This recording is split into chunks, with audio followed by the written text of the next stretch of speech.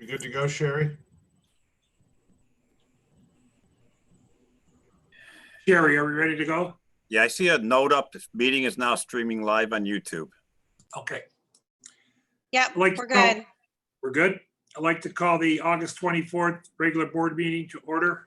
Roll call. Mrs. Daniels, Present. Mrs. Kitson, I'm here. Ms. Thomas, Here. Mrs. Tucker, Here. Mr. Juby. Here. Recommend adoption of agenda as presented. So move. So move. Second. Roll call discussion. Roll call. Ms. Thomas, Yes. Mrs. Kitson, Yes. Mrs. Daniels, Yes. Mrs. Tucker, Yes. Mr. Juby. Yes, we have a moment of silent reflection to pledge allegiance. I pledge allegiance Allegiance to the Flag. flag flag of the United States of America and to the republic for which it stands, one nation, under God, indivisible, with liberty and justice for all. Reading and approval of minutes. So moved. Second. Discussion. Roll call. Mr. Juby, Yes. Mrs. Daniels, Yes. Mrs. Kitson, Yes. Ms. Thomas,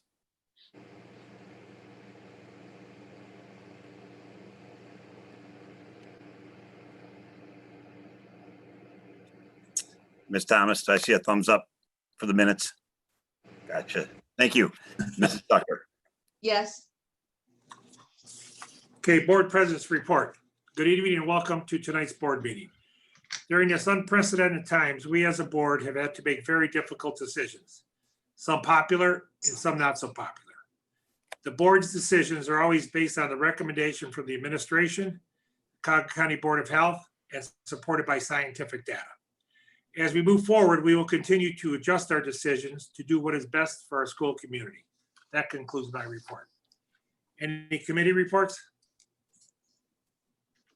I will just report with the city that the next city council meeting is Monday, August 31st at 7 p.m. And you can call in for that meeting at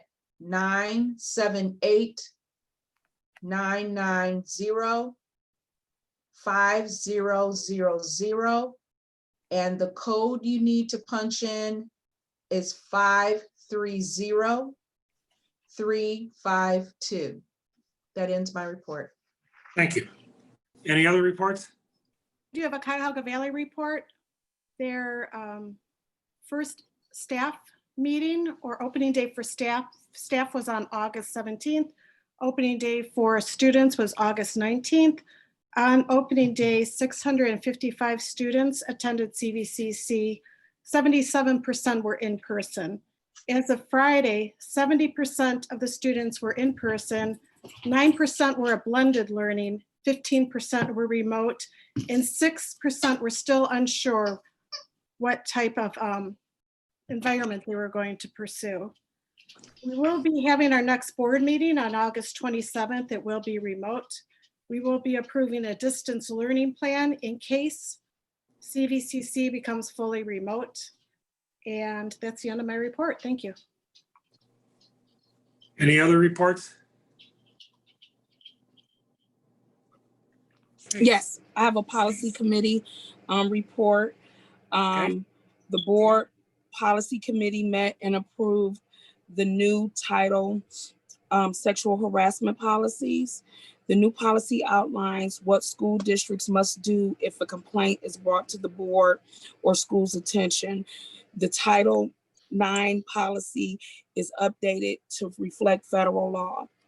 The board also approved the new OTES 2.0 teacher evaluation system. The new OTES 2.0 will not go into effect until the 2021-2022 school year. This was first approved in February. This was updated by OSBA for the school board's approval. All policies have been submitted to the OSBA and updated, and that ends my report. Thank you. Any other reports? Seeing none. Presentations, Mr. Hanky? Thanks, President Chuby. We have two presentations tonight. First up, Dale Krasnowick, our Athletics and Student Activities Director. Mr. Krasnowick? Good evening, everyone. Thank you. I just wanted to kind of present or give a report on the importance of athletics and why I think it's necessary for our district to restart athletics. As you know, obviously, if I wasn't passionate about athletics, I wouldn't be in this position, but I'm trying to remove myself and just think about what's best for the kids, both as an educator and if I was a parent in this district, what I would want for my kids. And I fully believe that the opportunities that we can provide through extracurricular activities are a necessary component for our student athletes' lives. The time spent with a coach or a teacher goes beyond just simply teaching their craft. Positive lifelong relationships are formed every year on our fields, in our courts, and in our classrooms. These relationships are evident with the large amount of student athletes that continuously come back to attend Garfield games. After they've graduated, they send emails to myself and coaches. Messages are frequent on social media, and there's often even interaction through phone calls and stuff like that with their old coaches. Canceling extracurriculars provides our students with additional free time, time to do nothing, time to get into trouble, time that they are not focused on their health, their academic life, or growing into a productive person in our community. A recent study was performed by the Center of Disease Control and Prevention and found that with the school and athletic closures, high school age children are experiencing deaths caused by drug overdoses and suicides at a higher rate and at a more alarming pace than the COVID epidemic. Our kids need positive influence in their lives, and oftentimes our school is the only place that they can get that positive experiences. During the summer, our coaches were able to have contact. They were able to condition and practice with their athletes during the summer and reported 0 positive tests. Throughout the summer, we were able to not only practice the social distancing and recommended sanitation methods, but more importantly, we were able to educate our kids and how important it is to sanitize, to clean, to social distance, to wear the mask, which I think is one of the major benefits of starting athletics again, is being able to educate them along that. Throughout the summer, we checked temperatures. We provided daily assessment checks through the Cleveland Clinic. They gave us a list of 10 things that we had to check off on each and every student, coach, participant at every one of the practices.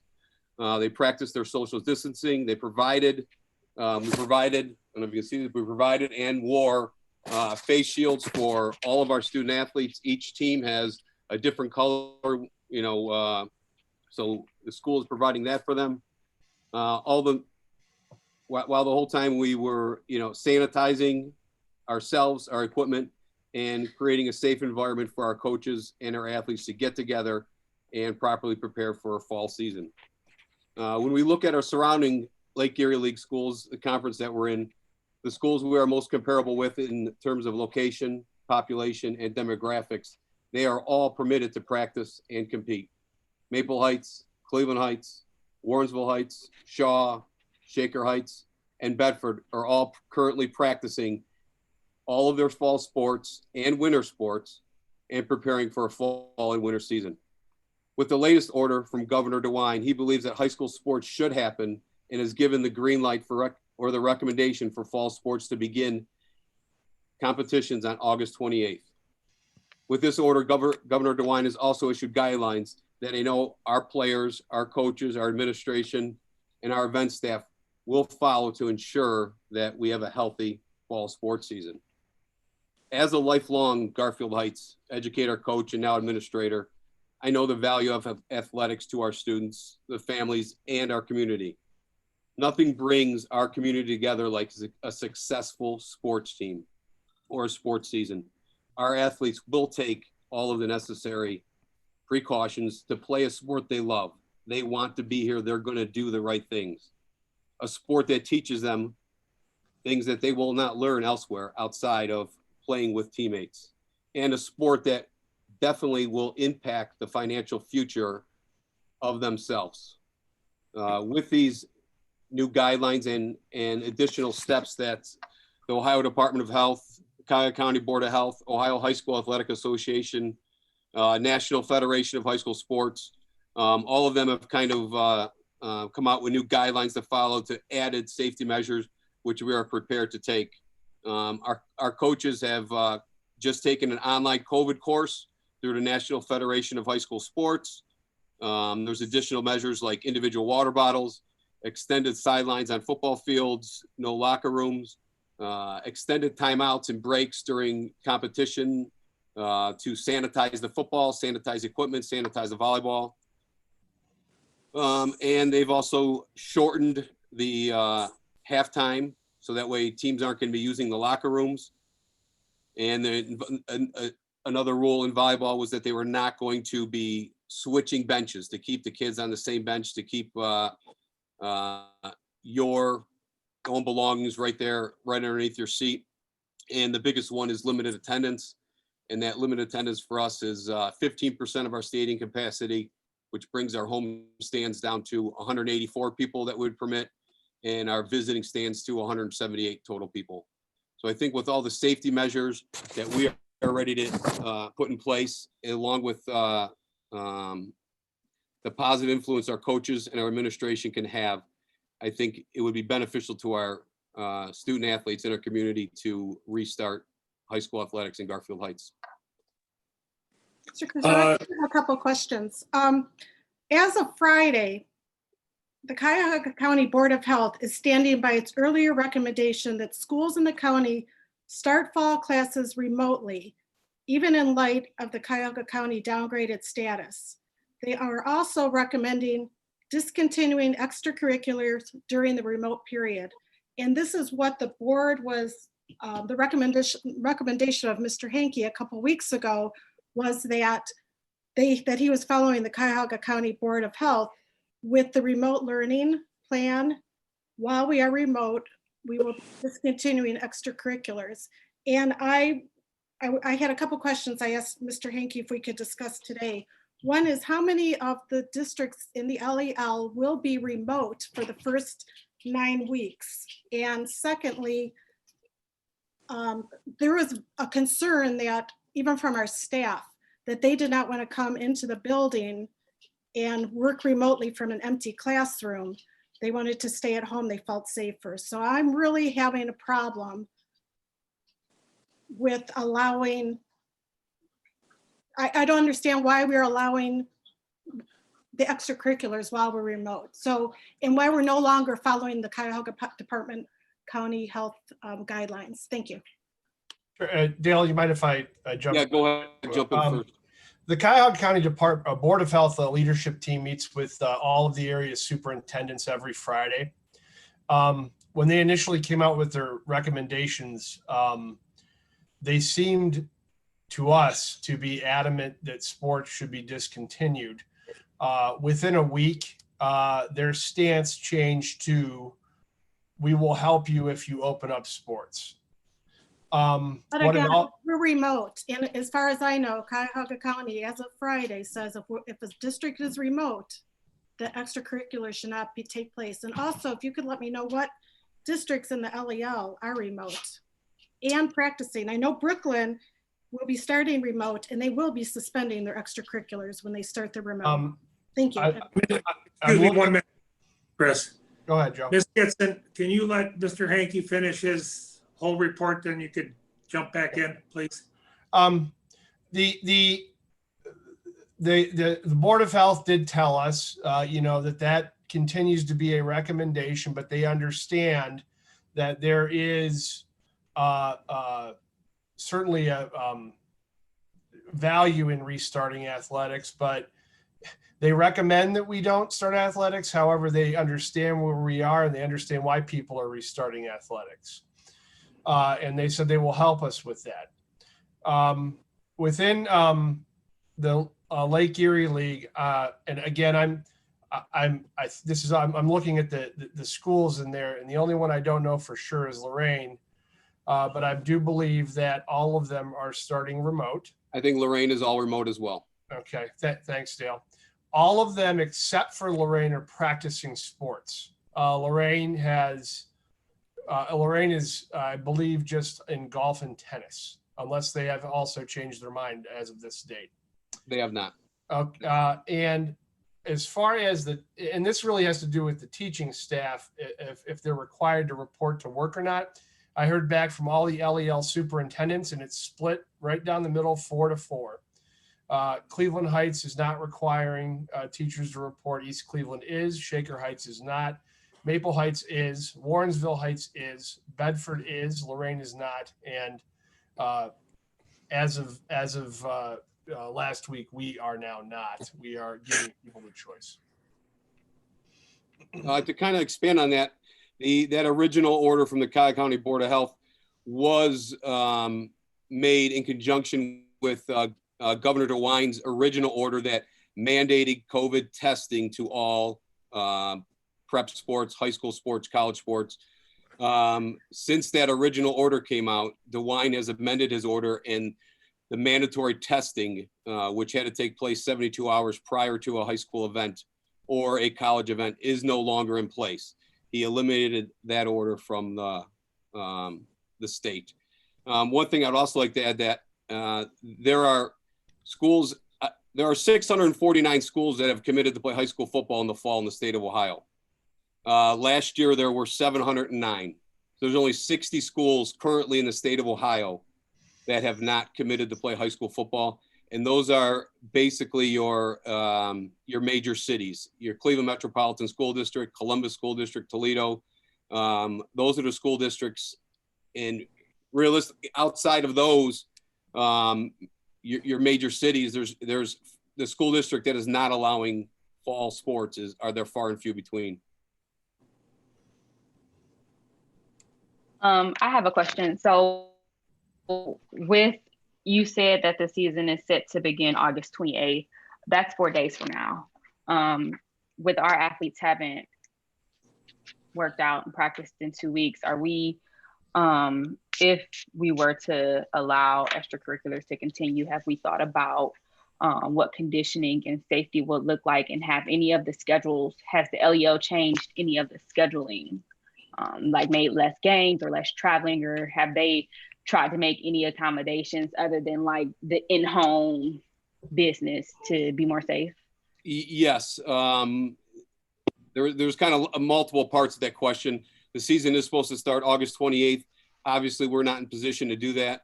Football alone has 5 days of basically no contact before you're allowed to hit somebody, just an acclimation period. So all of our August events for every sport have been canceled.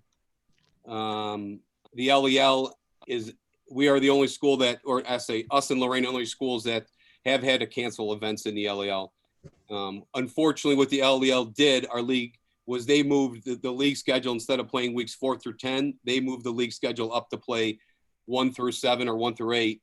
So we are not able to play all of our league events because at the time when they were redoing their schedule, I could not commit to, yes, Garfield Heights is going to be allowed to participate 100%. And I did not want to hold up the other 7 remaining schools with the decision that I didn't know if was going to happen with us. Did I get them all, Ashley, or is there something else? That's good. Thank you, Dale. I had couple questions. If the board changes and lets extracurriculars go, how long would it take for football, volleyball, cross country to be up to stuff to actually compete? Our goal would be the first Friday in September 4th. That weekend we would start soccer, football, volleyball. That way it would give our kids 2 weeks to get in condition, get in shape, practice their skills, get acclimated to hitting, carrying around their pads. So September 4th was our goal. So we would only miss one LEL game then? We would miss one LEL game. That is correct. And we're talking all levels. All levels. Freshman through varsity. Yes, and middle school as well. So if we do this, we could end up 6-1 and still win the LAL. That is correct. Unfortunately, we have not figured out how we want to determine LEL standings this year because there are teams that are not playing everybody, obviously with the more of a condensed schedule. So for the most amount of LEL games somebody has is 5. And there's teams that only play LEL opponents 2 or 3 times. So Okay, then I have one last question. As far as the allowing spectators, you said it was 15%. correct. If sports went along, if we did something for sports where they came back, I would hope that of those 184 tickets, they would go to the players' families first. Yes, the OHSA actually recommended 4 per Friday night performer. A Friday night performer for us is football, band, cheerleading, dance, flag line. So those 5 components, and we're at 179 players. So we can barely accommodate 1 ticket per person right now, but there would be through an online ticketing agency, we can send each parent player a link where they can purchase 1 ticket, and then after a short amount of time, a 2-day window to purchase that ticket, anything left, we could accommodate other parents and stuff that need additional tickets. We've also tried to work, we're actually trying to work with, some of those groups to find out how many seats they need. Is it possible to, where the cheerleaders or dance line don't need a seat, where they could be dancing, they could be, located in a corner of an end zone or something like that, just to free up more space to allow more of our fans. 179 players. Go ahead, Christine. You said we didn't have any positive testing. What type of COVID testing are we using and how frequently are we testing our players? We are not testing any of our players for COVID. Okay. Actually, we're not performing the COVID test. We're temperature testing, fever testing, cold, going out of the state, traveling to one of the recommended no travel zones like Florida or Idaho, any of that. So when they first come in, they've got to go through a series of 10 questions and take their temperature. All of those are indications to COVID, where none of those indications came up as a yes or positive, where we had the need to send a kid to get a test. And if we do actual contact sports with other districts, we do not need to test our players before? We no longer have to test our players 72 hours before a contest. That was the Ohio Department of Health recommendation that has been removed from that order. You said we have 179 players. I'm assuming, as we're having this conversation, the big thing right now is football because the team is so large. So we have 179 varsity players. No, that 179 included 75 for the band, included dance line numbers, included cheerleaders, included flag line, and football. Okay. The football is only permitted to dress 60 for home and away games. So there's a few of the underclassmen that will not be able to dress for varsity games that would strictly play JV, just to decrease the congestion on the sideline. Okay, so that 60 number of getting dressed is a new COVID number. That is a new COVID number, yes. Okay. Along with the other, usually the sideline box where the football players are permitted to stand is from the 30 to 30-yard line. Now they've extended it to the 10-yard line to the 10-yard line, just to space them out more so there's more social distancing going on the sideline. And then everybody on the sideline does have to wear a mask. Mr. Hankey, I had a question. If we're no longer following the Cuyahoga Department rule guidelines regarding extracurriculars, are we going to start school in person? No. No? Okay. We are as most of the districts in the county, we are starting remotely and remaining that way for 9 weeks. Do we know that every student has a Chromebook, internet access, and has food? We've already have our plan to make sure that all our students get breakfast and lunch while remote every day, correct? In fact, that's in my board report tonight about Chromebook distribution, which is going to happen next week for all students. The only exclusion is if somebody hasn't returned one. We're still trying to get a few back. And also Mr. Saluka is working out the food program for breakfast and lunch, and internet access. We will work on a case-by-case basis. Interestingly, I sent the board the parent survey. Many of our parents do have stable internet, but we have sourced hotspots for folks that are in need. I did have some questions still in regards to the extracurriculars and activities before we move on to anything else. Well, one of my things is the board made the decision about suspending the extracurricular activities based upon the recommendations, and the decision to restore them is just now being presented to us at this board meeting. So it has not been a delay on our part. It's just timing of our board meeting. But one of my concerns is as we're moving forward, I do have a similar concern as Ms. Kitson. If it's not safe enough for them to be educated, I don't understand it being safe enough for them to practice and play. And although I do understand the role that extracurricular activities and sports play with the whole child, I do believe that students are resilient in those social emotional pieces, but we cannot restore life if it's compromised due to COVID-19. So that's just one of my major concerns relative to this issue. Although there are recommendations, do you believe that there are more factors that we can put in place to ensure the safety of our students as they participate? Because even with the spectator thing, you know, is there, I understand that you're going through these questionnaires with the students, but it's only, we're taking their word for it, and these students are passionate about playing. And I'm not saying that they will be honest, but we don't necessarily know what their safety practices are outside of school, nor do we know what the coaches and the family members that the students are living with as it relates to practicing safely outside of school. And so will we be planning to do some random testing outside of, because we do know that people can be positive for COVID without a fever.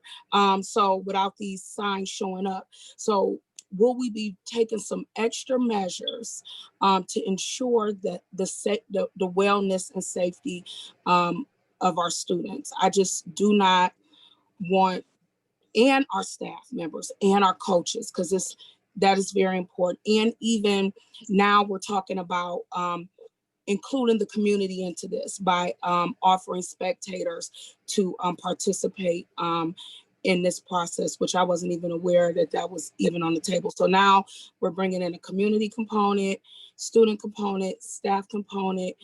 Do you guys have any plans other than, because my one concern is this back and forth. You know, if we're going to make decisions, I would really like it to be based on whatever factor. If we're making them based on the Cuyahoga County Department of Health, then we need to stick to that. If we're basing it on Ohio Department of Health, we need to stick with that. If we're basing it on the League Association, we need to base it on that.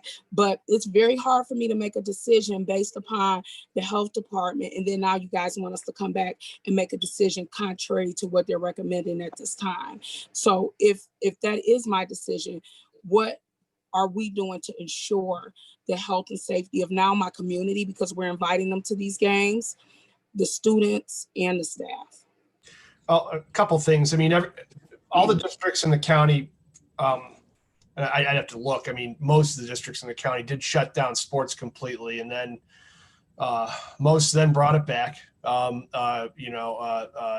including all of our league except Lorraine. So, you know, things are changing rapidly in terms of what districts are doing. I don't know of any districts that are doing any COVID testing, and I'm not necessarily sure that we would. I am sure we won't get involved in COVID testing. What I can say is the governor's order is very, very stringent in terms of especially sports events. beyond the limits on seating. And Dale, I mean, you can chime in here in terms of the seating. Yeah, there's, everything's one way, one door, multiple entrances only, multiple exits only. So that way you're not even crossing paths when somebody's walking into a game, somebody's leaving the game. If you want a concession stand, you've got to follow the same guidelines as to start up a restaurant. I don't even know if that's something we're going to do. But the plan we have in place would have to be approved by the Cuyahoga County Board of Health to allow a sporting event to happen at our stadium or in our gym. So even it's hard for me to also contradict that they said no sporting events, but they're approving the plan for sporting events. So once we determine that, yes, Garfield Heights, if we were to determine that Garfield Heights can host and can participate in sporting events, I've got to submit a plan to the Cuyahoga County Board of Health to show them what we're going to do with their stadium, how we're going to, what the traffic flow is going to be like, concession stand, bathrooms, how the seating is going to be arranged, where there's, you're missing every other row, then sitting in a 6-foot section within a 6-foot section of nobody, just to create that space. So there's a lot of things in place. And I think that, the community coming to a sporting event is going to be so limited that it's really strictly almost immediate family members, people that our players are already in contact with. So I don't want to say that there's no chance, but there is a small chance that there is going to be a ticket out there to a random fan that has no association with any of our athletes. If there's someone coming to the game, they are already spending time with that family. They're spending time with that athlete. So there wouldn't be an additional, cross contamination or anything like that, just because there'd be an additional fan at a game. Is there an economic impact of not having fans at all? There definitely would be. I know last year when we talked about the athletic budget, we kind of, the board kind of agreed just to keep it the same every year. So with that same budget also included our gate receipts. Obviously this year we would not have as much gate receipts. So that would significantly decrease the athletic budget, but that's something obviously with these unprecedented times that I myself, the athletic teams would be prepared to, deal with and make it work this year.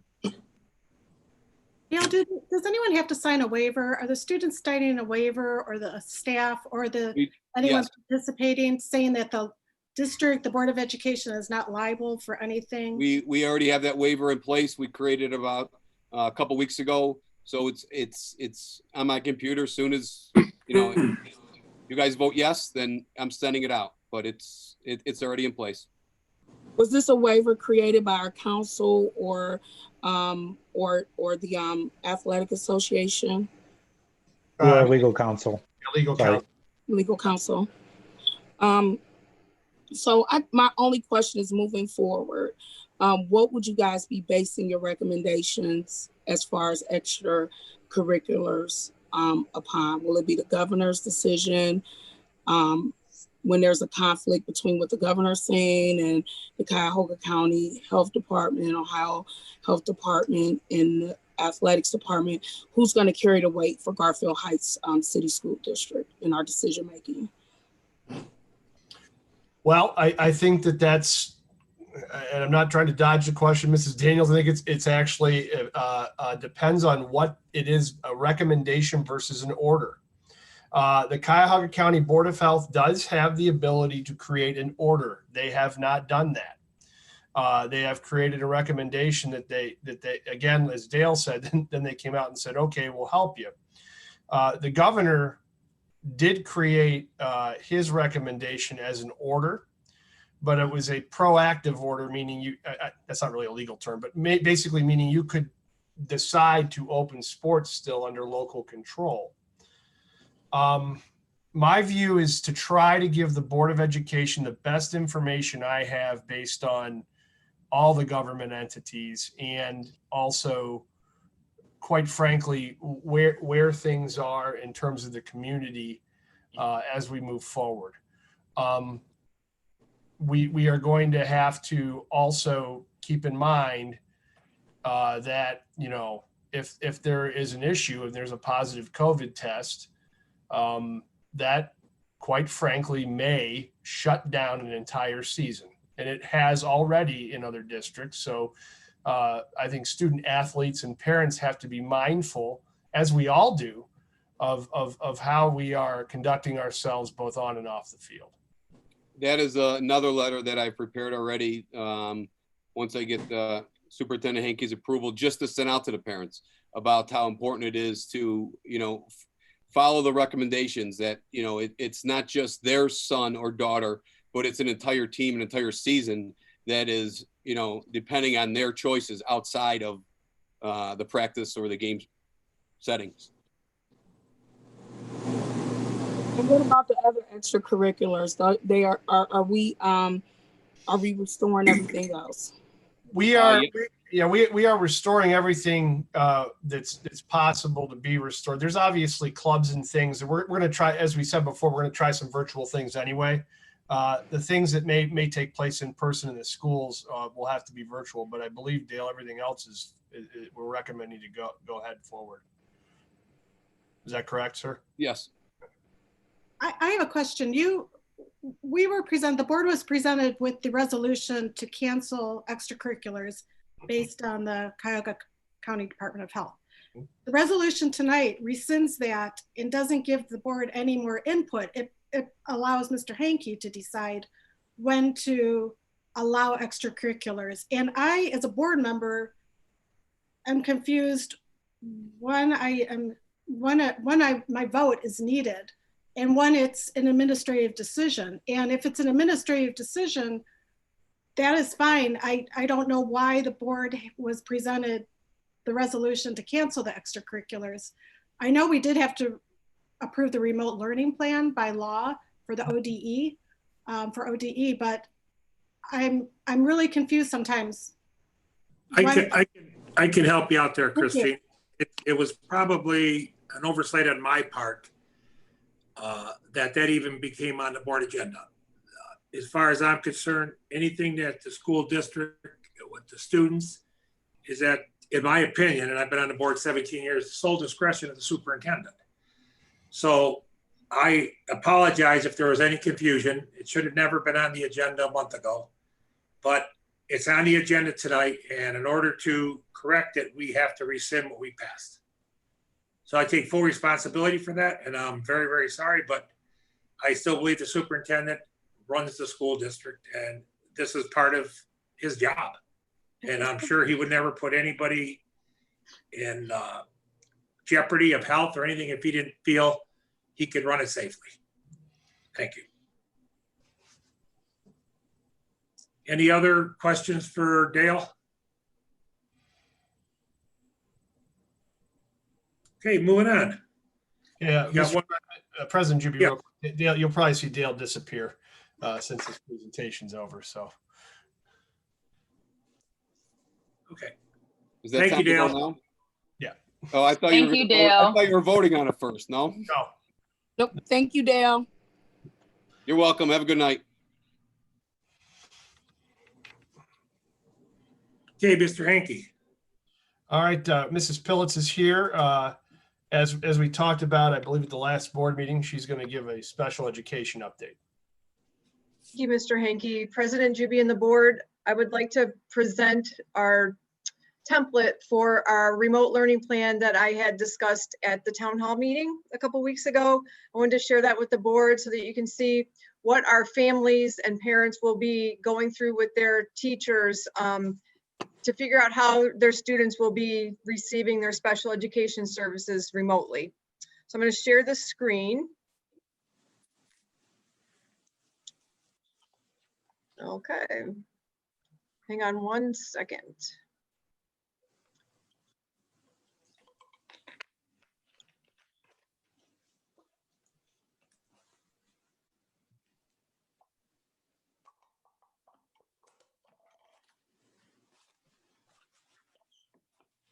Okay.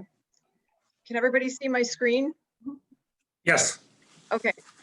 So this is the template that every student in our district, every student with an IEP including 504 plans as well, will be reviewed with families and parents prior to school starting, so that everybody is on the same page, the teachers, the parent, the child, everybody knows what's going on. So I'm just going to scroll through this template.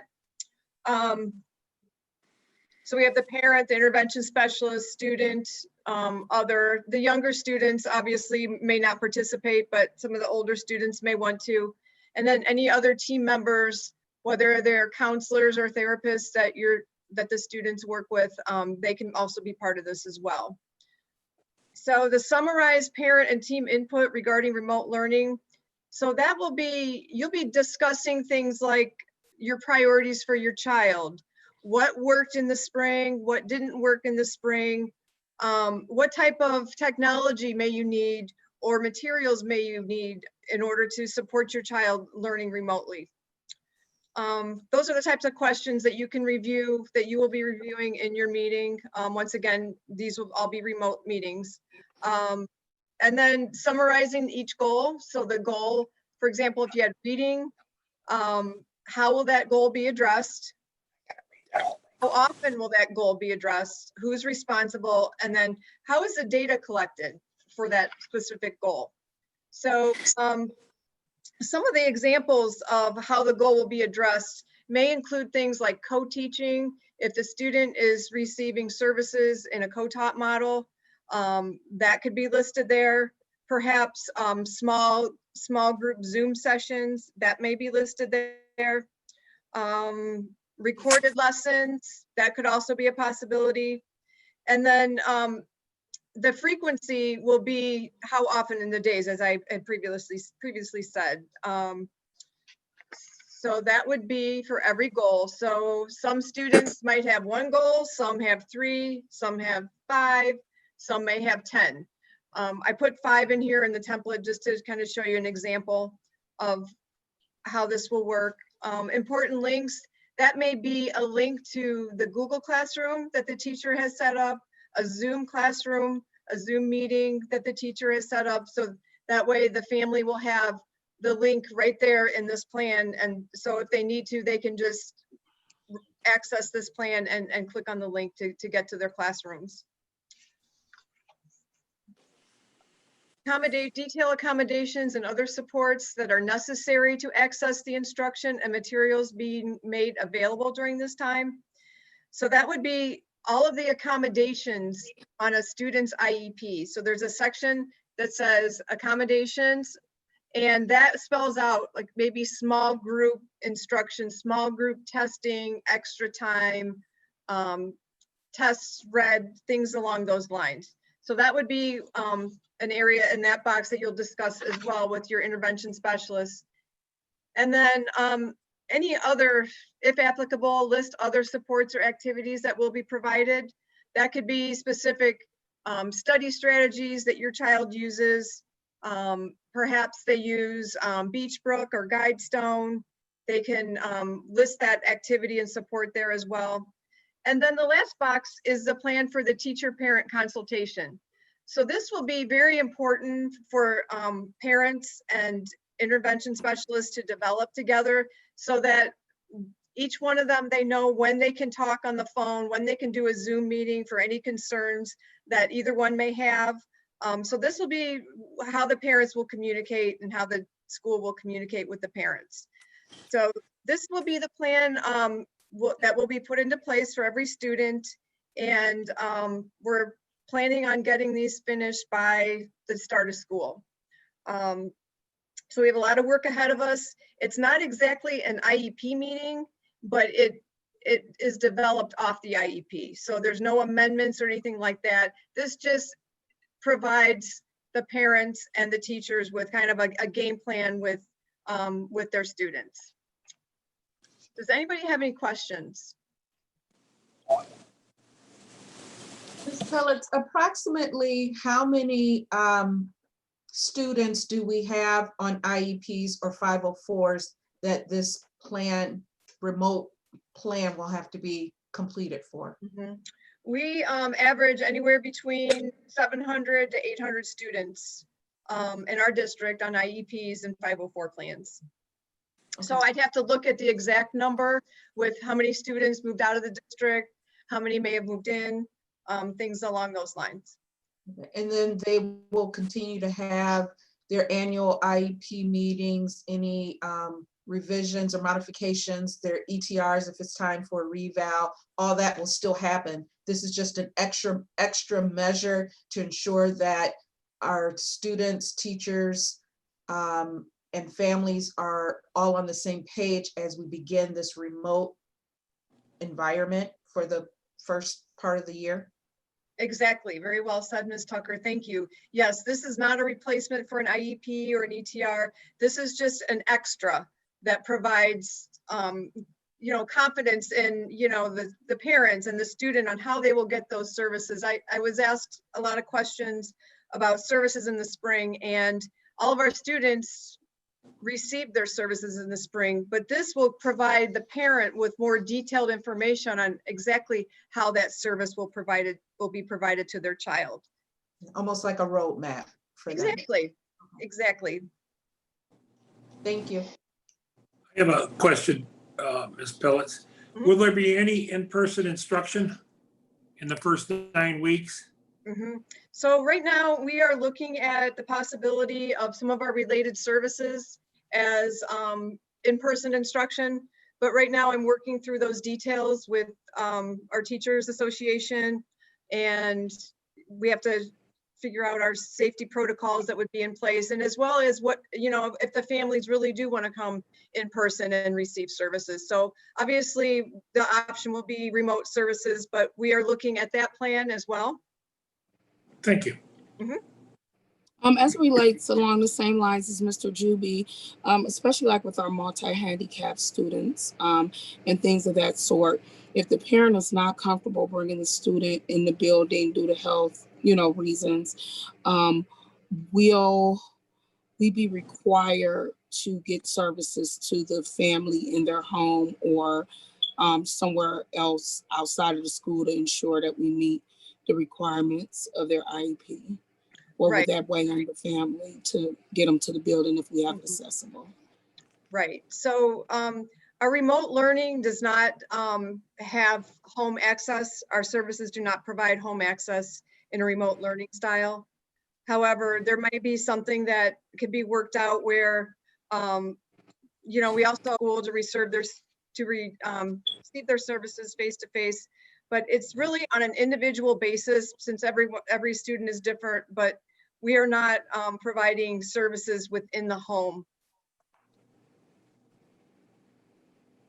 Brooke, I may have missed this. So with each family, are you guys planning like a phone call or a Zoom? And how do we have contact, like constant contact with all of our families? Or do you think that some families may be a little harder to get in touch with to relay this layout, this plan? Because I think it's an amazing plan, but I want to make sure that our students and our families are able to properly benefit from it. Right. I do think that there will be challenges in reaching some of our families as past history, with IEPs and ETRs and getting some of the families involved. But we'll do whatever we can to reach out to them. It could be a phone call that this is developed, a Google Classroom meeting, a Zoom meeting, whatever we can do to reach the parents. If we have to knock on doors, we will knock on doors to try to reach the parents as well. And if we don't get in touch with the parents, will we still move forward as a special ed team to fill out this plan for each student? Yes, every student will have this plan, regardless of whether or not the parent participates, because we're not changing services or anything like that. We're just, as Ms. Tucker said, a roadmap for our students. So yes, every student will have one regardless of parent participation. We would love for the parents to participate, but we know that, there's jobs and a lot of different things that go into finding time for all of these meetings and preparing for school. We understand that. And I guess this, just like the IEP, is kind of fluid. So if changes need to be made, parents most definitely and intervention specialists can always come back and modify it to work for the student, correct? Absolutely. That's why there's that area on this remote learning plan that discusses how parents and teachers are going to keep in contact. with one another so that we can make those changes as needed. School will be starting very, very soon. So what is it looking, when would the intervention specialists begin to work on this with the families and starting reaching out, or are we just waiting? Like, I know that the teachers are not in yet, but we do have some administrative staff on. So are people beginning to start schedule, at least getting these families on schedule, seeing what our schedule look like, see if we can get this done in the right amount of time? Because one of my concerns is I want every student to know, I want every student to equitably be ready on the first day. So our special ed students should be just as prepared and ready as our general ed students. And I don't want any gap because we failed to get there, didn't have enough time to get this plan together for them. Right, of course. So as I mentioned, every student will have a plan in place. The teachers, so every year our students move on to the next grade, and most of the time their case managers, intervention specialists change each year. So right now we finalized caseloads actually today of teachers, and they will be, teachers will be notified this week of their caseload, as well as the guidance document on this remote learning plan, how it will be, you know, what the expectation is for the teachers to reach out to the families and to put in place for all of our students. So yes, we're prepared for this. Yes, every student will have the plan written.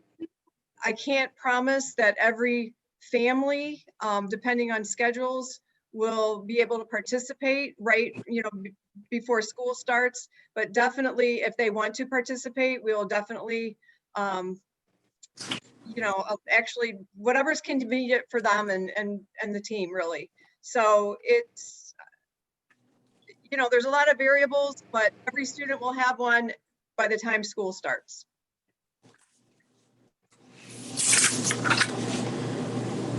Thank you. Any other questions for Ms. Pellets? What is the average caseload of our intervention specialists? And also, when you answer that question, can you answer, do you know about the approximate time that you think it's going to take for us to complete, you know, on average, one of these with the family? Well, I think it, the time for these, I think it really depends upon how much dialogue the family wants to have, and how many questions, and if we can provide the parents with the information that they need. I think it just really depends on the family and the needs of the student.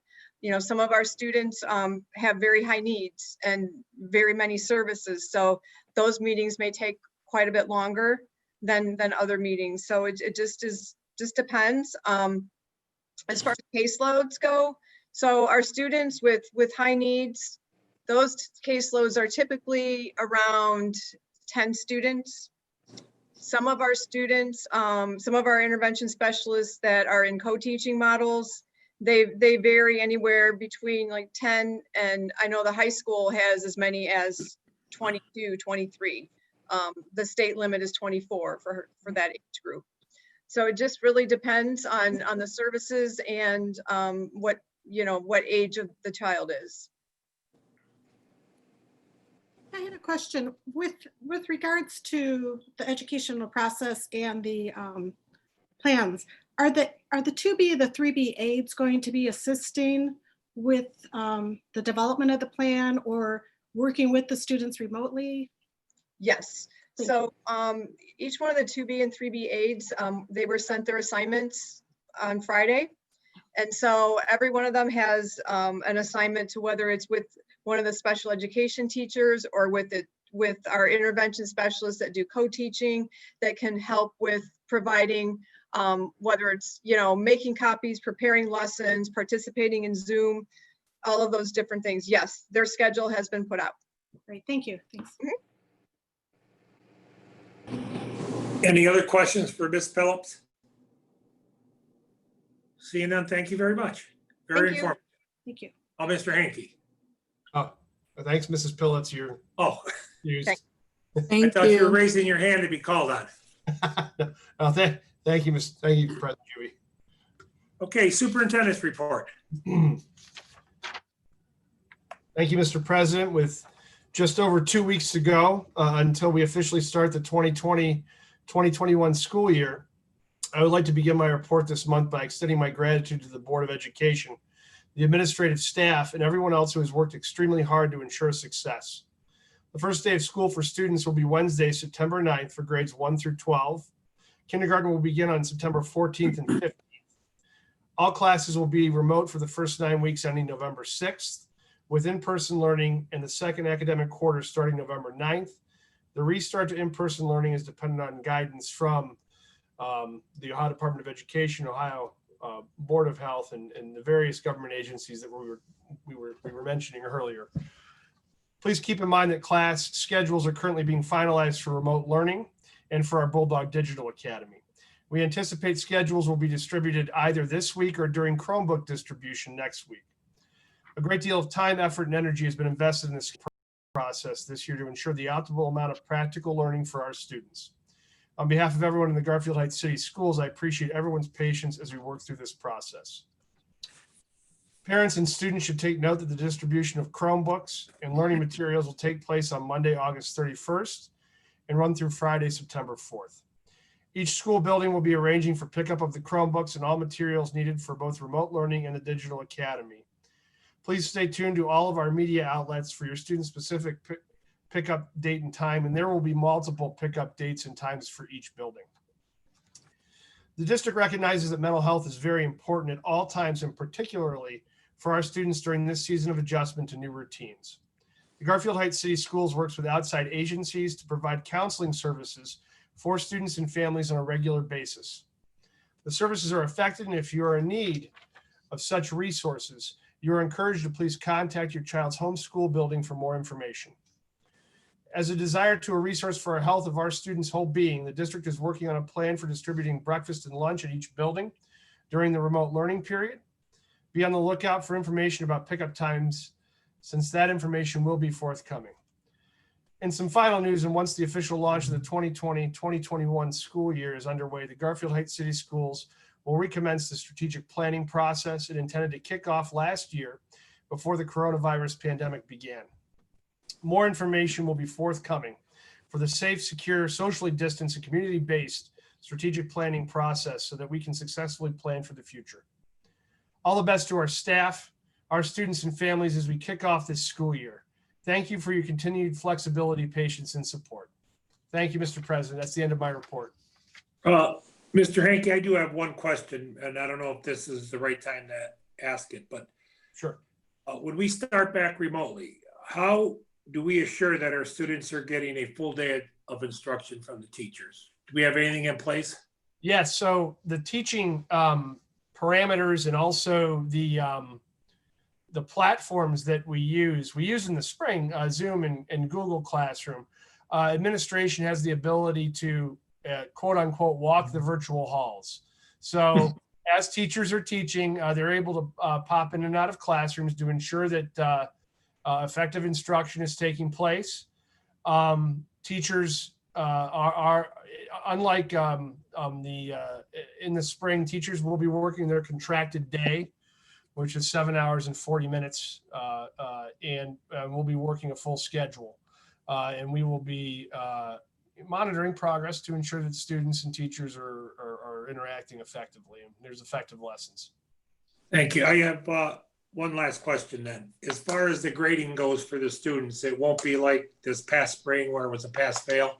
It'll be real grades, real. Yes, that's correct, President Juby. The grades will be A through E, as is board policy, and will be the same, not even similar, the same as if the children were in school. Thank you. Any other questions for Mr. Hankey?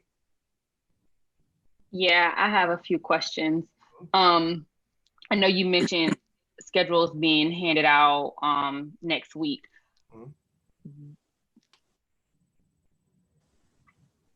Or can parents expect the schedules to be? I'm sorry. All right, so are we expecting everyone to be logged in from regular time 7:40 to 2:30, or? Ms. Thomas, excuse me, you stuttered a little bit of my connection. The connection kind of dropped out. I think you were talking about logging in and also schedules. Is that correct? Yes. So for scheduling purposes, for parents, they want to know, when will the students be required to be online face-to-face? Will that be shared on their schedules, or will their schedules look like regular middle school or high school schedules? The schedules are going to look like middle or high school schedules. The login protocols will follow the schedules, the times. So for example, if you have high school science class and it's on your schedule for 10 a.m., you will be logging in at 10 a.m. for your class. So elementary, obviously, well, that's a different thing. The times will be the same, but in terms of how that schedule goes, is going to be the teacher's going to have some flexibility there. So if I'm a high school student and I have math, science, social studies, and English at 9, 10, 11, and 12, that's when you log into the program. So when can our elementary students and parents expect to know when they'll be required, or will it just vary by every class or by every building? Or no, they will know when we have the schedules out. They will have when they are going to log in throughout the day. So that there's also going to be a little more flexibility there, Ms. Thomas, not in terms of times, like the times from the beginning of the end. But they'll log in once, and then their teachers will go forward with everything. If parents have an issue, I'm sorry, if parents are having just some issue with timing and work and scheduling, with their child's class schedule, and there's some barriers, do they contact the teacher, and then the teacher link them up to whatever supports that the district may have or don't have? Or is there somewhere in the district that they should contact if they're just having some issues relative to access remotely during the designated times? Like, do they wait and just have that conversation with the teacher, or is it a principal conversation, or is it a face worker conversation? Where do parents start at if they have some concerns about their personal schedule or their family life in this remote setting? I think that it depends on the exact question, Ms. Daniels. So if you have say you have an access question with internet, right? I would say that you would go to the building administrator for that. If you're having an issue, just with the way Google Classroom or the way the interface is going, you may want to go to the teacher. And if there is a kind of a life issue that's happening, you want to go to the building administrator so they can route it to the appropriate social worker, guidance counselor, or intervention manager. But always starting with the teacher is that will start the process. Mr. Hankey, you broke up on my end. Oh, I apologize. Let me see if I can do that again. Basically, the way I said it was always starting with the teacher is always appropriate. But if you're having a life issue and things you may not want to discuss with the teacher, you might want to go to an administrator, and then they can give it to a social worker or guidance counselor. If you're having an access issue, again, say with internet, again, if you want it to be more private, I'd say go with an administrator, but always starting with the teacher is appropriate. They can help direct you along the way. Any other questions for Mr. Hankey? Seeing none, remarks from the public regarding agenda items? Mr. Juby, nobody's emailed me on agenda items. I have a few emails on non-agenda items for the end of the meeting. Also, if anybody wants to comment, they can by emailing me their comments, and we can get those on there at the end of the meeting under the public comments or remarks for non-agenda items. Okay, thank you, Mr. Sluka. Moving on, reports and recommendations as the treasurers. Recommended the board approve the financials for July 2020 as presented in Exhibit A. Move and waives items 1 and 2. So moved. Discussion? Seeing none, roll call. Oh, I did. I apologize. I was on mute. Okay. Al, Mr. Sluka. Yeah, you call me Al. Sorry. That's like the song. Yeah. I know that I had asked this and I wanted to understand it. We had $21,000 in unemployment benefits that we paid. We Yes. did not lay anybody off. We Right. paid as a district. We paid everyone. And I'm trying to understand how we are responsible for paying out unemployment benefits. And isn't it impacting like our rates in that with the Unemployment Bureau? Well, we don't have, unfortunately, school districts don't have any rates with the unemployment for the Ohio Department of Job and Family Services. We pay unemployment as a public agency as we go and what we're charged. I've been trying to figure out unemployment based on the stack. I have a stack of like that thick of unemployment stuff that I've been sending information on, and also denying or saying they're still employed. The rules are, if you quit us and get another job, and then you get laid off of that job, it falls back to employers, even though you quit us. If you're working a second job and you get laid off, it falls back on us. If you worked as an athletic coach and you filed for unemployment, you still get unemployment from us, even though it's a supplemental contract. They tried to explain the rules to me. I don't get it. It's the way the state law is. It's very convoluted. And then you have those people that, because they have the summer break that were part-time, they all filed. Some of them got it, some of them didn't. I've appealed them all. And it's just the way the rules were. It's mind-boggling, and I can't figure it out. And you try to get somebody from the unemployment office, the Ohio Job and Family Services, you cannot reach a person down there, and you can't email them because they don't respond to emails too. And then you try to go online and appeal, and there's no online access. And I'm not sure if you've been watching the governor prior to this, and the lieutenant governor, who says it's a complete mess of the unemployment. And so the numbers are skewed, and I've been fighting it as everything comes in. And I think we've gotten, on my appeals, we've had more denied than were accepted, but it's still, we're getting charged. And it's just like, yeah, and nobody got laid off. And I tried to tell both unions of, please tell your people that don't file because they're not unemployed, but. So people that don't work the summer usually. They don't, the rule is, if you don't work the summer, but it's a natural break and you have a job for the next year, you don't get unemployment. That's Ohio law, because you have a job for the next year. So you're not really unemployed. You're on the natural break from the schools. Correct.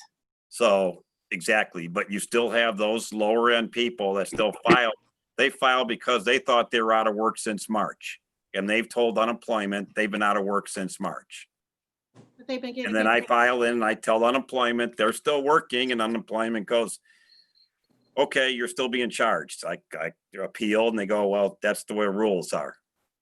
I don't understand it. I can't get anybody down there. No, yeah. And everyone. So, and it's just like, and if I don't pay the bill or keep fighting it, then we get a penalty. Okay. So, I mean, and I think that there is somewhere that they're going back, there's doing a look back, and they might be taking some back, and we'll be getting credit for this down the road for some of those charges. Thank you for your efforts. Yes. I understand. I know it's very complicated. It is, and and it would be easier if unemployment office was very accessible and you could talk to somebody, It's not. but you can't. I mean, the phone line is always busy, and the emails, they go to the website, or the phone lines, they go to the website, and there's no contact people. All right. Thank you for your Yes. efforts. Yeah. Sure. No, I'm fighting the battle. Okay. And I don't mind doing that because it's wrong. Sorry. So. Okay. Al, that last email we got, was that, could that be considered agenda? We just got one from Renee Bolton. Yeah, you have actually two more from Renee Bolton and another one from Michelle Stiles. Okay. So I guess either way we can do it, you know. You want to do hers now, I guess, because it has to do with athletics. Is it relative to an agenda item? Yeah. So, Well, it's clarifying It's the about position sports. versus the, yes. It's about I think that sports. So if it's So about that could be- a board agenda item, yeah, we should discuss it now, because if we were in person, we would Okay. now. okay, this is from Miss Bolton. She didn't put her address down, but, Don't we have a motion on the floor? oh, I'm sorry. Mhm. Let's finish that one up first. Okay. There was a second roll call. Mr. Juby, Yes. Mrs. Tucker, Yes, Mrs. Daniels, yes. Mrs. Kitson, Yes. Ms. Thomas. Yes. Thank you, Bill. I appreciate it. Okay, from Renee Bolton, Mr. Hankey, please clarify how is it unsafe for the students to attend school at the buildings, but it's safe for them to play contact sports? If school is not safe, it should also be unsafe for extracurricular activities. The education of our students should be the primary focus. What happened to what's best for our students? This now feels as though it is all about playing football. It is safe to play contact sports, then it should be safe for all of our extracurricular activities, as long as you have appropriately safety precautions in place. What does it mean that the Department of Health will help us out with regard to districts who want to start sports? The presentation mentioned checking temperatures for all students. At the high school soccer meeting, the coach informed as the Garfield Heights was not going to be testing district, and that families would be on the honor system to report symptoms and positive cases of COVID. Why did the presentation is saying something completely different from what we were told? How are you expecting parents to keep students home from sports if they are showing symptoms or have a family member who has tested positive for COVID, if they don't even keep their students home with a simple cold or worse? Mr. Hankey, or, I mean, Sure. Yeah. I mean, I can respond to a couple of things. First of all, well, the one thing that was mentioned in there is that about us being a non-testing district. That is true, but we are still checking temperatures. Secondly, we did have phased in protocols for sports, and we didn't have any reported cases. This is, I think I heard that about extracurriculars. This is for all extracurricular activities, not just football. It's also, even a sports team is much easier to do contact tracing, and also to try to keep control compared to an entire school going back, or even half a school. I have much more confidence in the ability of a sports team to stay safe from COVID because of the sheer numbers, and also, quite frankly, because I think that the students really want to play, and I think it's one of those things where it's an incentive for them to make sure that they conduct themselves appropriately off the field. I understand, that this is different than the recommendation that happened 2 weeks ago.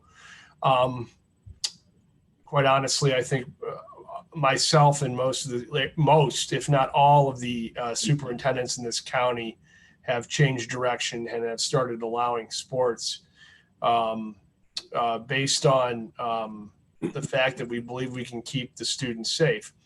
Secondly, as far as, if there are positive tests and we have to shut a season down, I quite honestly think it's practically a lot easier to do that than to jump in and out of virtual learning for, say, an entire class that may have to be shut down, or a school building. Thank you, President Juby. in response to Ms. Bolton's last paragraph, how are you expecting parents to keep students home from sports if they are showing symptoms or have a family member who has tested positive for COVID if they can't even keep their students home with simple colds or worse? I would say that's just a parent's responsibility as a parent. You got to do what's best for your family. Any other ones that are agenda or the rest are not agenda? No, the rest are not agenda. Can I just really fast, just Sure. after him, Ms. Bolton's email, I also want to just highlight something because I've worked with a lot of our students who are student athletes right now. I honestly think that giving them this opportunity will help them to become more responsible as they're growing into adults. And athletes and anyone who participates in extracurricular activities in our district, they are definitely the leaders of our district. So I do see this as an opportunity to teach them, like Dale said, to teach them and show them the correct way, because if we're not teaching them really is, unless they're watching the news, and I doubt they're watching that. So I do think that we should take this very seriously and make sure that our coaches are all on the same page with the protocols that we have in place and that we are following them to a T if we do vote this to be a thing. And Mr. Hankey, with the waiver that the parent has to sign, is it outlined in there the instances where they need to keep their scholar at home, their scholar athlete at home? You know, if they do have a fever over 100.4, if someone's tested positive, is all that outlined? So they're signing saying they're committing to keeping their scholar athlete at home if these instances occur. Is that part of the? I absolutely believe so, Ms. Tucker. Hold on, Mr. Krasnowick's communicating with me. I just want to ensure I have. Mr. Hankey, remember we had had the athletic department look at the check sheet for our parents, so that was worked in. Right. So they were given that as well. I just wanted to make sure I answered appropriately. And yes, all of that's there. So yes. Okay. So then that's, you know, again, I mean, our handbook, I'm sure, says keep your student home if they're sick, and you know, parents do make that choice, whether it's they have to for work purposes or they just choose to send their child home. But I think having that in writing in the waiver that they're signing will hopefully help drive home the importance of making sure that, you know, they do the right thing, and as well as what Ms. Thomas said, really helping educate and put some of the ownership on our scholar athletes as well. Thank you. Al, I'm just going to do this other one real quick because we did cover it before. Ms. Stiles asked, when is there a date for the Chromebook setup? And I believe Mr. Hankey said August 31st to September 4th. That's correct. And there's going to be multiple opportunities for each building, including some evening opportunities. We're just working out the logistics of these. These will be kind of outside drive-through type things. We do not, you know, we want to keep people safe. And that's also going to include other materials that may be needed for students. Thank you. All right, moving on, under personnel. It is recommended board approve the employee leave of absence as it exhibited B. Excuse me, Go ahead. Mr. President Juby, I think we lost Ms. Daniels. We did. Oh. Okay, we'll take a couple minute break until she can get back.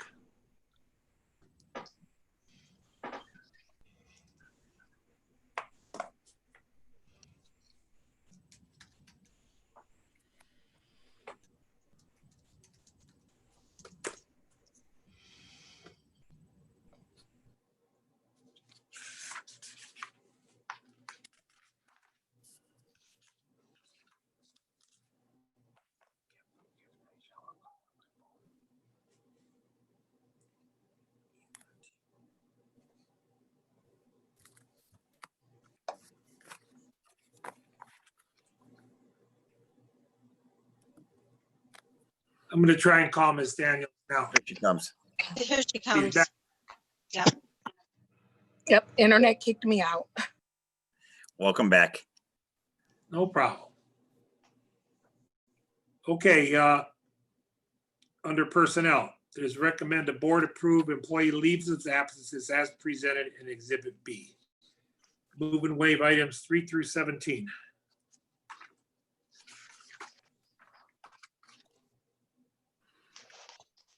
So moved. Discussion? Roll call. Mr. Juby, Yes. Mrs. Daniels, Yes. Mrs. Kitson. I'm sorry, Mrs. Kitson, I didn't hear you. Mrs. Oh. Kitson, Yes. sorry, thank you, my bad. Ms. Thomas, Yes, I did not catch who seconded that. Mrs. Daniels seconded, Okay, thank you. Yes. I thought I so moved it. I'm sorry. and Mrs. Tucker. yes, Under contracts, it is recommended the board approve a contract with James Fruit Creative LLC and the Garfield Heights City Schools for the 2020-2021 school year. Move and waive items 18 to 22.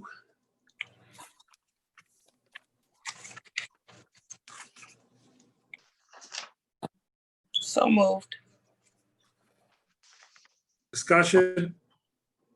Yeah, I'd like to discuss 22 real quick on the ionization. Urgent necessity. Please keep in mind, a big ticket item like this, need to get this approved urgent necessity so we can get this in very quickly. The pricing on these units is going through the state terms and the Sourcing Alliance. It gives us the best pricing for these units. So we are getting good pricing on them, even though we're not bidding it out. Can you real quick, Al, can you go over what the middle school plan is for air Yeah. circulation? The middle school plan is what they're going to do is they are going to put rooftop units in each of the stairwells. And what that is going to do is going to suck in air through the building and take it out through the rooftop. So there's constantly airflow going through the building, which we don't have now through the univents. So it's going to create positive airflow through the building at all times. I mean, and we'll have the ability to turn this on and off as we go. But we think, I mean, in light of, since we don't have ionization in each of the univents, fresh air is one of the main things that everyone is talking about that you need to have flowing through, along with the windows being open. Unfortunately, the middle school has windows that open. Sometimes that's not a good thing, but the fresh air going through, and then the rest of the units that we have on rooftops will have ionization put in it. We have air conditioning up by the band, music rooms, cafeteria, and some air conditioning units over in the library. Those will get ionization. But as far as the main building, this will create a positive airflow throughout. And we're hoping, along with keeping fresh air, it will also help cool the building down as air is flowing through it. I have a question. Yes. I know we talked about before possibly doing some things in this building to cool the building off, and it was stated that our electrical system Right. could not handle such a thing. Where do we stand with that now in these ionization machines? They'll be tied like right into the circuits for the other one. The hard part when I said about the other areas is that unless we overhaul the whole thing, plugging into outlets, every like fans and air conditioning units to cool it, that would overload. This system will be tied like right into our main other rooftop units where there is a positive electrical flow. And it doesn't, these things aren't going to take a lot of power. Okay. But if we had units like plugging into every plug as we went down the hall or each room, that's what draws the power. So have they come out and inspected to make sure that our middle school can accommodate, or we're just assuming? No, absolutely. We have the people walk through that are doing these. That was all part of this proposal, is making sure that we have enough power to move these units. Okay, thank Yeah, you. no, it's just, and the ionization units, they don't take any power. They're just up there and they're all part of the, in the fan, small units that just put it out there, and as the air flows, it just ionizes it. And this For the is, rest of the buildings. money's not coming from the general fund or. It is not. We are using the ESSER funds and we're using the 034 maintenance funds. Any other questions, Mr. Sluka? Roll call. Mr. Juby, Yes. Mrs. Daniels, Yes. Mrs. Kitson, Yes, Ms. Thomas, Ashley, you're muted. Ms. Thomas, are you? Yeah, just give me the thumbs up. I got it. Mrs. Tucker, Yes, thank you.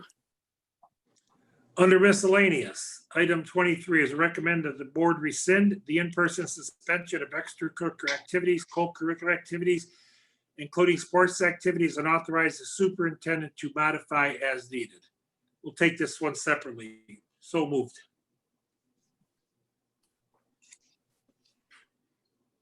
Is there a second? Ms. Thomas, second. Yeah. Discussion. Roll call. Mr. Juby, Yes. Ms. Thomas. Yes. Mrs. Daniels, No.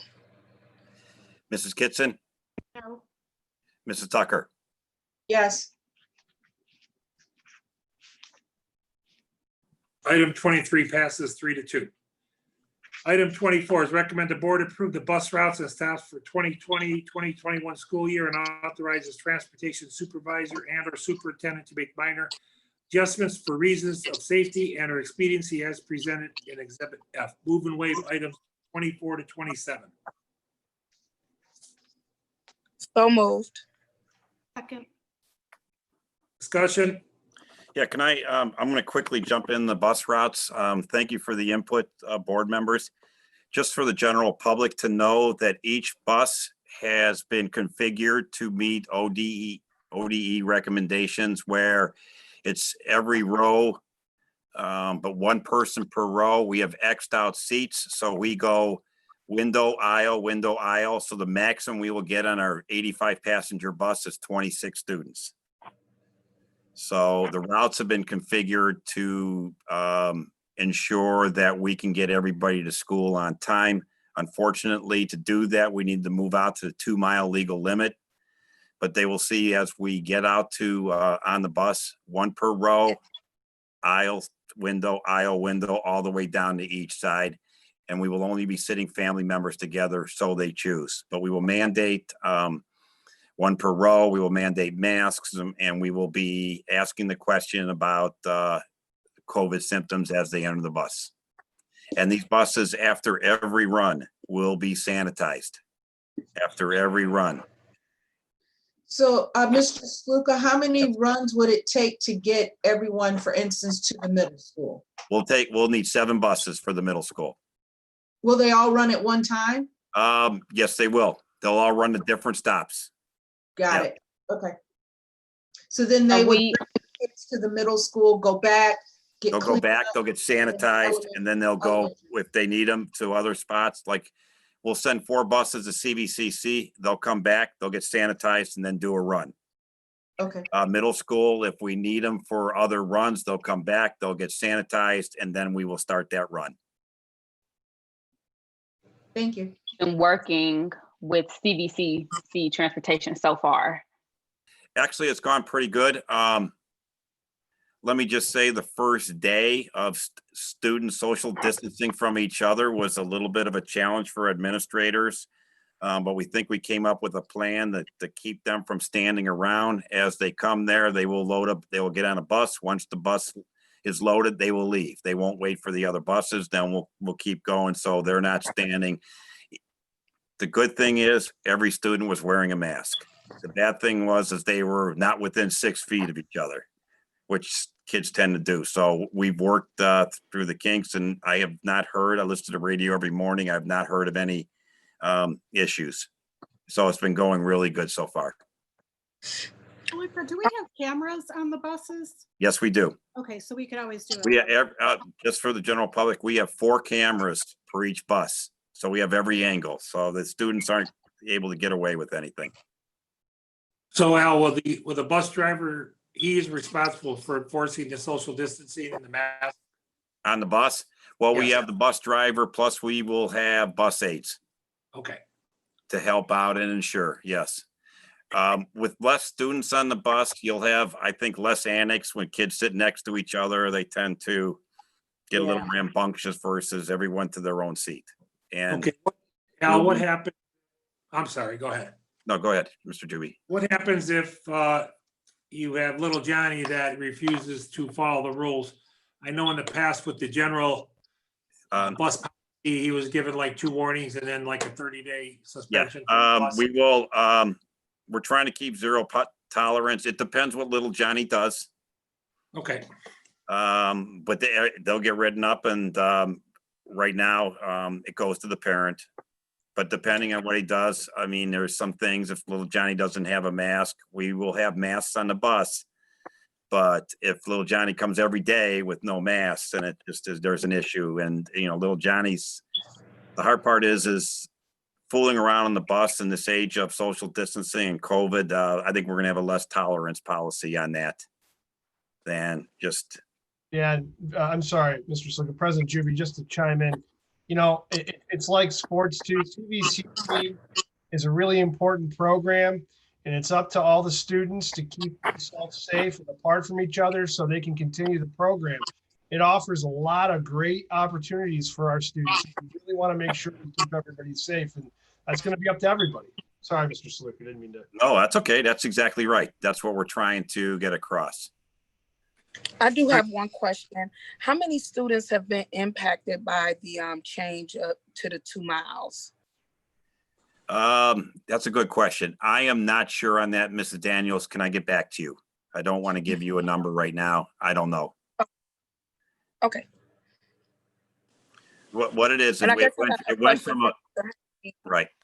If there's a family that used to be bused and find out that they're no longer able to be bused and didn't necessarily sign up for the digital academy, and that may be now a factor that they want to choose, are we providing some flexibility with that? Yes. Well, that's something I'll be talking to Mr. Hankey about. Yes. Yeah. Yes, Okay. we will. Yes, we Okay. will. Yeah. Thank you. Oh, one last question. When will families know they're impacted by this new 2-mile rule? Because I wouldn't necessarily know where I line up. I would just assume. Oh, absolutely. We will be letting everybody know. Okay. Thank you. Absolutely, we will. Yes. That, you know, all of a sudden they're going to like just see the routes. No, we will let everybody know. all right, roll call. Mrs. One more question real quick. Go ahead. By the way, Number 27, can someone explain that a little bit more for me before we vote on it? Yes, I can. So the career technical education, if for 6th, 7th, and 8th grade, if a board of education in a school district needs to waive the requirement if we do not offer career technical education programs in 6th, 7th, and 8th grade. We do provide some opportunities for robotics, but other than robotics, we have not provided other career technical education opportunities. These opportunities something that our neighboring districts do offer, or is this typically not really a thing at the middle school level? It depends. I think some of our neighboring districts may. I have to actually look into that, but I truly like within the CCC consortium, which we are in. Those districts don't generally offer a career technical education at the middle school. We have tried to expand those opportunities. It's also very difficult to find technical education teachers, and even the CVCC struggles with that sometimes. The robotics program has been a nice addition, though. Roll call. Mrs. Daniels, Yes. Mrs. Kitson, Yes. Ms. Thomas, Okay, you broke up on me, Ms. Thomas there. Okay, I got you. Mrs. Tucker, Yes. Mr. Juby. Yes. Remarks from the public regarding miscellaneous school items. Yeah, there's more, Mr. Juby. I'm gonna send you one right now. Okay, I'm gonna read the But other one. I don't know who this person is because they just have an AOL account and I'm not sure. Ms. Bolton had another question. Okay, this is for Miss Bolton again at Yeah, the high well, school. no, I'm gonna send you one for Ms. Bolton on the soccer practices, coaches not taking temperature games. Yeah, I got that one already, Al. Okay, yeah, And the coach specifically said they would not be taking temperatures at practices and games. Even though my children will not be playing sports this year, I'm concerned for all the other students who will be participating. Will the coaches take students' temperatures prior to beats, games, practice or not? Mr. Hankey, I'm pretty sure Dale covered that. Can you make sure that this coach is gonna follow the rules then? Yes. Thank you. Okay, you have another one from Ms. Bolton here coming, Mr. Juby, about the career tech. okay, I didn't get that one yet. I got the one from Mr. Feeney. No, I just sent you the one. Okay, I got it now.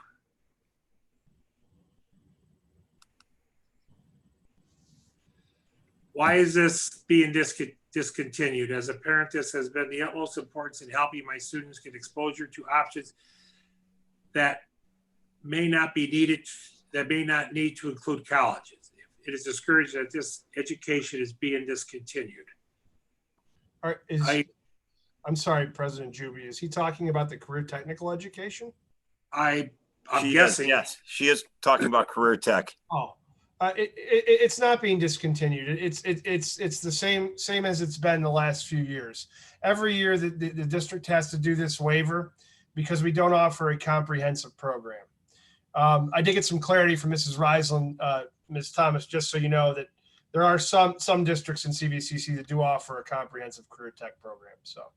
Okay, and then just for Mr. Feeney, that this is for a middle school program that we're not talking about CVCC at the high school level. Yes, please. This is our middle school program. This is a waiver that's has to be done normally every year, and it isn't any sort of substantial change to our program. And this Okay, is which one's And next? Mr. Hankey, does this mean that and just us voting on this waiver, this is not an indication that we're going to stop current program, nor does it prohibit us from bringing in other programs throughout the school year and district, correct? We're just kind of saying that in the event, just like now we're not able to go in person, we have a waiver in place so that we can be compliant, correct? This is absolutely, Ms. Daniels, a compliance issue. So we have to offer a 6th through 8 program, and if we cannot, we do a waiver. right. So at this point, if in the future, if that's something that we'd like to explore, we can. These are hard to staff, and since we're not doing it with every child, we have to do the waiver, but we are still offering the same program. We can add programming, absolutely. This is not we don't have to do anything to keep it the same. It has to be provided to all students, 6th through 8th. That's the caveat. Correct. If we're able to do some with, some of the 6th graders and maybe some with the 8th graders, we would still have to do the waiver. That is correct. Unless we have a comprehensive grade 6 through 8 program, we have to do a waiver. And every year, quite frankly, that's what we do. We move forward. All right, Al, you want to give me the next one then? Well, that's you have Mr. Feeney's, is that correct, Joe? Yes, and I have one from Therese. And that's the one from Therese. Those are the only ones that we have left. Okay, I will do Teresa's first. From Teresa Lapelli, the GHTA president. I would like to thank Mr. Hankey and the Board of Education for their change of heart regarding our Garfield Heights City School teachers working from home. During these unprecedented times, I believe it's extremely important that we allow our staff to work in a space where they feel safe and productive. Stating that staff members can choose whether to work from school or home allows this. However, I believe it would be a benefit for us to take this decision one step further. On Friday, many brick and mortar certified staff members were notified of changes in assignment. Many of these teachers had prepared over the summer and formatted their ESC PD for the position they had previously held. Prior to this notification, many of the staff had already expressed an interest in teaching with flexibility. Now, because so many are teaching new grades in subject areas and are in different teams, it is even more important to allow these certified staff members to teach with flexibility, meaning being able to come into a school a few days a week and remain home for others. As other districts have already done, I am suggesting we offer our teachers the third choice, the flexibility to teach from school some days and from home others. I believe it's possible. We trust our people to come into the buildings on the days they deem necessary, but teach from home on other days.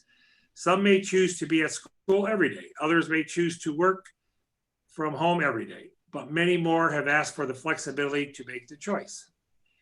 With so many educational opportunities for our students and staff, that's up for the challenge. We have the ability to make this a groundbreaking year. Please give our staff the added choice to work with flexibility. As I stated before, that's totally your call, Mr. Hankey. Yeah, thanks, President Juby. And that was also, the Board of Education was not involved, just for the viewers' benefit, with any sort of operational concerns such as this. And I'll talk to Ms. Lapelli about her concerns. Okay, I have one more from Renee Bolton. At what point, this is in regards to the Digital Academy, at what point will we have specifics about how the school day is going to proceed? If teachers are going to be monitored by principals popping in and out of classes, does that mean the students will be required to be on their computers from 7:20 until 2:40? Will it be all day that they will be sitting at their computers? I think you covered this before, didn't you, Mr. Hankey? Yes. We are going to have I understand the concern, I think, here. I think, President Judy, what this is getting at is it is difficult to be on the computer all day.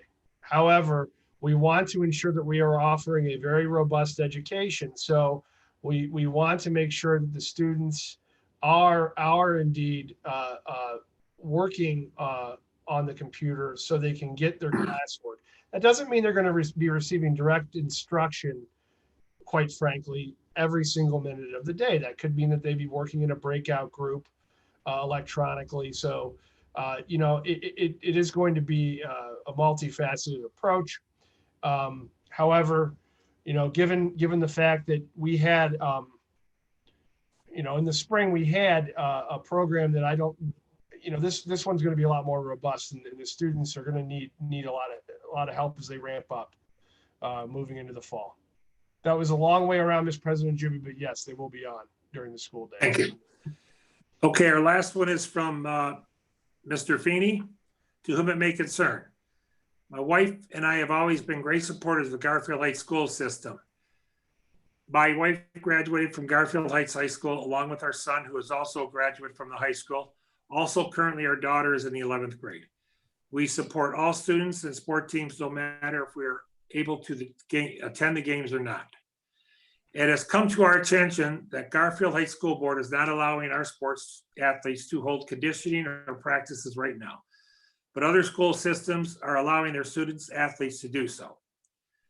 My wife and I are questioning the school board's decision on this matter. We find that their decision on this matter to be unfair to the students, athletes, coaches, along with the parents who support our great programs.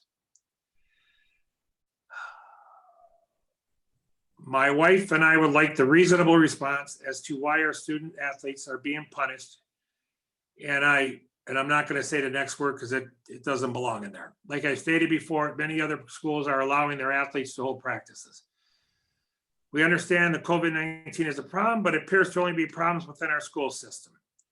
Students doing online learning for first grading period and teachers have to show up to teach from their classroom anyways is unnecessary.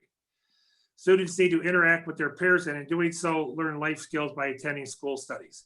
So if our students are not allowed to attend class and studies, why are the teachers required to work from the classrooms? Teachers could do the same work from the home in a much safer environment, in which they would not have to interact. Decisions you made has a direct effect on hundreds of students and parents, along with the teachers and their families. We are asking the school board to rethink their decision on sports activities and classroom attendance.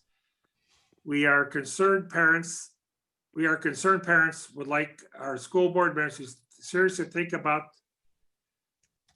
I'm not going to say that word again, acts towards our students, athletes, and teachers. As parents, we feel your decision is based on your own personal agenda and not based on scientific study and facts. I'll respond to this when I'm done. Once again, many other schools are allowing conditioning and practice to be held by their student athletes. If you are not able to set aside your own personal agenda towards students, then you need to step down and allow others to do the right thing for our students, parents, athletes, and things. I hope you seriously think about this letter and hope you could avoid us taking to the next level. Whatever that may be, I don't know. We as concerned parents only want what is best for our students.